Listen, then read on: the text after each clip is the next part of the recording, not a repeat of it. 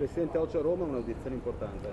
Beh, giorno dopo giorno questo progetto dell'autonomia cresce, grazie anche a questo governo che ci permette di discutere di LEP e grazie alla finanziaria di dicembre 2022 che ha introdotto l'obbligo della definizione dei LEP e dall'altro il disegno di legge Calderoli di 10 articoli che definisce, qualora sarà approvato in Parlamento come legge, definirà ovviamente le linee generali, i principi generali per l'applicazione dell'autonomia. Quindi ci siamo, 2024 sarà sicuramente l'anno dell'autonomia. Importante il lavoro delle regioni, in prospettiva lei ha detto abbiamo delle strutture, delle competenze che possiamo mettere a disposizione. Ma noi come Regione Veneto, essendo noi promotori con la legge referendaria del 2014 e il referendum del 2017, abbiamo dato vita anche a un grosso gruppo di lavoro che è in grado di elaborare ovviamente studi, proiezioni di natura finanziaria e anche giuridica rispetto a quello che sono le materie di competenza che potrebbero essere trasferite alle regioni.